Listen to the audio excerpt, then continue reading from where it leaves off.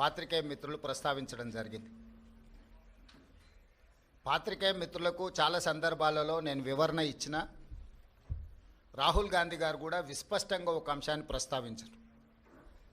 చట్టబద్ధంగా రాజ్యాంగబద్ధంగా రాష్ట్ర ప్రభుత్వాలు కానీ కేంద్ర ప్రభుత్వాలు కానీ ఏదైనా అంశంలో టెండర్లు పిలిచినా, ఏదైనా అంశంలో పెట్టుబడులు పెట్టడానికి అవకాశాలు కల్పించినా అందరికీ సమానమైన అవకాశాలు, అందరూ పోటీ పడే విధంగా నిబంధనలను తయారు చేసి నిబంధనల మేరకు టెండర్లను నిర్వహించి అందులో ఎవరు ఆ టెండర్లలో రాణిస్తే వాళ్లకు కాంట్రాక్ట్లు ఇవ్వడం కానీ, లేదా ఏదైనా పనులను కేటాయించడం కానీ, ఏదైనా విషయాలతో అదానీనే కాదు అంబానీ కావచ్చు, టాటా కావచ్చు, బిర్లా కావచ్చు, ఈ దేశంలో ఉండే ఏ సంస్థలకైనా రాజ్యాంగబద్ధమైన రక్షణ ఉంటుంది, వాళ్ళు పెట్టుబడులు పెట్టడానికి అవకాశం ఉంటుందని రాహుల్ గాంధీ గారు వివరించడం జరిగింది. అయినా జర్నలిస్టులు కావచ్చు, రాజకీయ పార్టీలు కావచ్చు, పదే పదే తెలంగాణ రాష్ట్ర ప్రభుత్వానికి ప్రతిష్టాత్మకంగా తెలంగాణ రాష్ట్ర ప్రభుత్వం భావించి ప్రారంభించిన యంగ్ ఇండియా స్కిల్స్ యూనివర్సిటీకి కార్పస్ ఫండ్ కింద రాష్ట్ర ప్రభుత్వం నిధుల స్వీకరణ కోసం చేస్తున్న ప్రయత్నంలో భాగంగా చాలా సంస్థలు ముందుకొచ్చి రాష్ట్ర ప్రభుత్వం ప్రారంభించిన ప్రతిష్టాత్మకమైన యంగ్ ఇండియా స్కిల్స్ యూనివర్సిటీకి నిధులను ఇవ్వడం జరిగింది. దాంట్లో భాగంగానే అదానీ సంస్థ కూడా 100 కోట్ల రూపాయలను కార్పొరేట్ సోషల్ రెస్పాన్సిబిలిటీ కింద తెలంగాణ రాష్ట్ర ప్రభుత్వం ప్రారంభించిన యంగ్ ఇండియా స్కిల్స్ యూనివర్సిటీకి ఇస్తాము అని చెప్పి ఆమోద లేఖ ఇవ్వడం జరిగింది.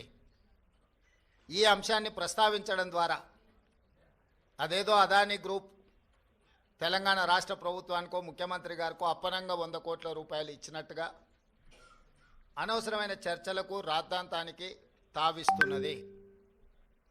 వాస్తవంగా ఇన్కమ్ ట్యాక్స్ క్లియరెన్స్ లేకపోవడం వల్ల ఇన్కమ్ ట్యాక్స్ నుంచి మినహాయింపు తీసుకోవడానికి రాష్ట్ర ప్రభుత్వం చేస్తున్న ప్రయత్నము నిన్న మొన్ననే 80B కింద రాష్ట్ర ప్రభుత్వానికి యంగ్ ఇండియా స్కిల్స్ యూనివర్సిటీకి అనుమతి ఇవ్వడం జరిగింది.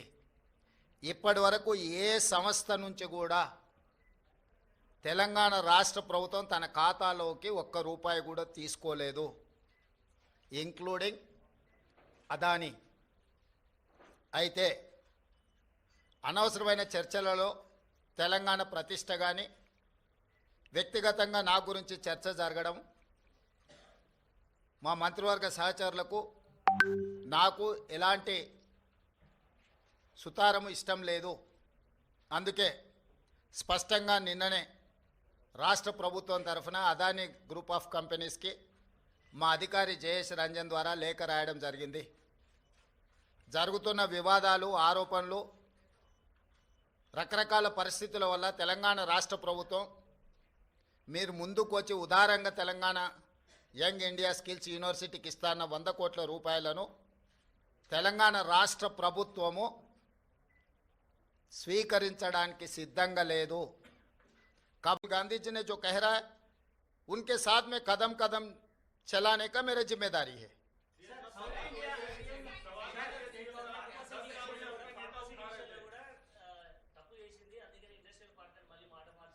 హే వాడో పిచ్చోడు, వాడికి పిచ్చోడు మాట్లాడే మాటలు ఎందుకు మీరు అంత సీరియస్గా తీసుకుంటారు?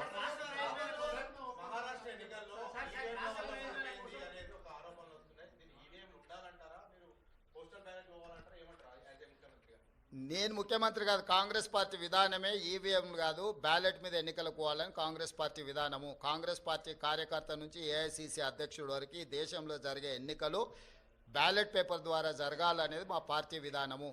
ఎవరమైనా ఆ విధానానికి కట్టుబడి ఉంటాం, అది మా పార్టీ విధానం.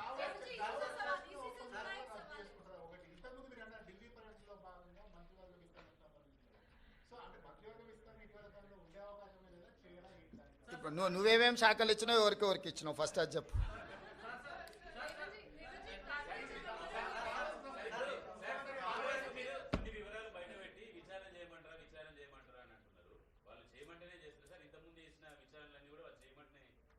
వాళ్ళు అడిగితేనే చేసినాం కదా, అసెంబ్లీలో వాళ్ళే అడిగినారు కదా, విచారణ చేయండి మీకు దమ్ము ఉంటాయని వాళ్ళు సవాల్ విసిరినందుకే కదా.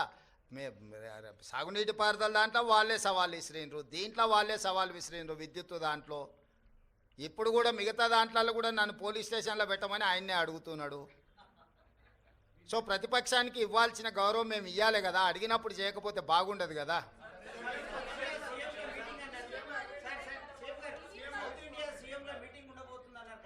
ఇప్పటికాడికైతే దీనికి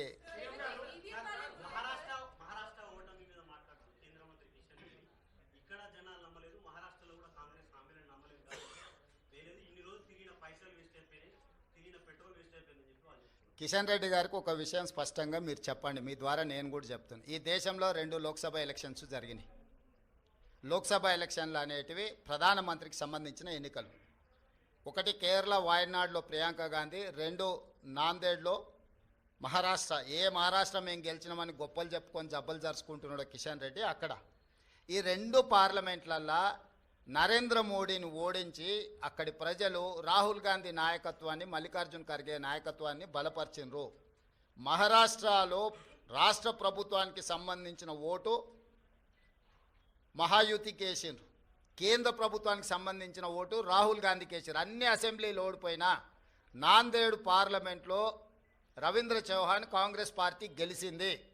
దీన్ని బట్టి నరేంద్ర మోడీ నాయకత్వాన్ని, ఆ మంత్రివర్గంలో పనిచేస్తున్న కిషన్ రెడ్డిని చీదరించుకున్నారు, చీకొట్టిరు మహారాష్ట్ర ప్రజలు.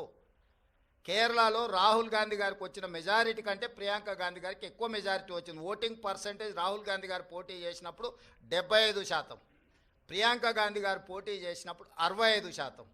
రాహుల్ గాంధీ గారికి 3,64,000 మెజారిటీ వస్తే ప్రియాంక గాంధీ గారికి 4,10,000 మెజారిటీ వచ్చింది. అంటే మోడీ నాయకత్వాన్ని కేరళ తిరస్కరించడమే కాకుండా మహారాష్ట్రలో అద్భుతమైన విజయం సాధించినని గొప్పలు చెప్పుకుంటున్న బీజేపీని పార్లమెంటులో, నాందేడ్ పార్లమెంట్లో ఎక్కడైతే ఉత్తమ్ కుమార్ రెడ్డి గారు ఇన్ఛార్జిగా వ్యవహరించారో ఆ సీటు కాంగ్రెస్ పార్టీ గెలిచింది. ఈ మాత్రం ఇంగిత జ్ఞానం కూడా బీజేపీ నాయకులకు, ముఖ్యంగా కిషన్ రెడ్డి గారికి లేకపోవడం, అలాంటి ఇంగిత జ్ఞానం లేని వ్యక్తిని కేంద్ర మంత్రిగా చేయడం అనేది మన దురదృష్టం. కాబట్టి కేంద్రము రాష్ట్రము 2 వేరు. రాష్ట్రానికి సంబంధించిన తీర్పు ప్రజలు ఒక రకంగా ఇచ్చారు, కేంద్రానికి సంబంధించిన తీర్పు ఇంకొక రకంగా ఇచ్చారు. కర్ణాటకలో 3 అసెంబ్లీ ఎన్నికలు జరిగితే 3 బీజేపీ అత్తా లేదు పత్తా లేదు కాంగ్రెస్ పార్టీ గెలిచింది. వెస్ట్ బెంగాల్లో 6 అసెంబ్లీలు జరిగితే ఒక్క సీట్లో కూడా నాకు తెలిసినంత వరకు బీజేపీకి డిపాజిట్ కూడా రాలేదు, ప్రతిపక్ష పార్టీలు గెలిచినాయి. ఈ రకంగా దేశంలో ఏ కొనను చూసినా మోడీ నాయకత్వాన్ని తిరస్కరించిన విషయాన్ని కప్పిపుచ్చుకోవడానికి మహారాష్ట్రలో మీ ప్రభుత్వం ఉంది, మీ ప్రభుత్వం ఏర్పడ్డది. జార్ఖండ్లో మా ప్రభుత్వం ఉంది, మా ప్రభుత్వం ఏర్పడ్డది. మహారాష్ట్రలో మీకు కొన్ని సీట్లు పెరిగినాయి, జార్ఖండ్లో మాకు కొన్ని సీట్లు పెరిగినాయి. ఇందులో ఏంది గొప్ప, ఏంది వాళ్ళు సాధించింది? ఎందుకు సంబరాలు చేసుకుంటారో నాకైతే అర్థం కాలే.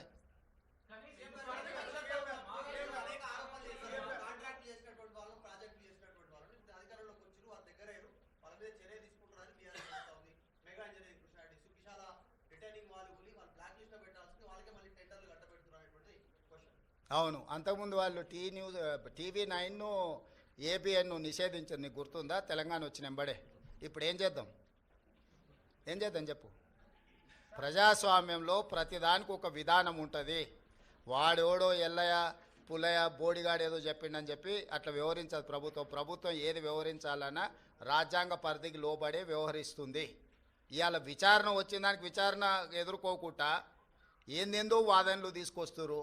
ఒకటి పిచ్చిగా ఒకటి క్లారిటీ పెట్టుకో, సైకో రామ్ అంటే తెలుసు కదా, అంతే. ఇక ఆయన పరిస్థితి ఆయనకే అర్థం కావట్లేదు. ఆయన పక్కలో ఉన్న వాళ్ళే పక్కకు వచ్చి ఫోన్ చేస్తారు, అన్న ఇటు పిచ్చిలేసినట్టుంది, ఏందేదో మాట్లాడుతుండు. కాబట్టి ఇప్పటి నుంచి సైకో రామ్ అని ఫిక్స్ అయిపో. Thank you. పెద్దలు, సహచార మంత్రివర్గ సభ్యులు ఉత్తమ్ కుమార్ రెడ్డి గారు, మిత్రులు శ్రీధర్ బాబు గారు, పొంగులేటి శ్రీనివాసరెడ్డి గారు, శాసనసభ్యులు మందుల సామెల్ గారు, వేం నరేందర్ రెడ్డి గారు, మిగతా మిత్రులు ఈ పత్రికా సమావేశంలో పాల్గొనడం జరిగింది. ప్రధానంగా ఈ పత్రికా సమావేశంలో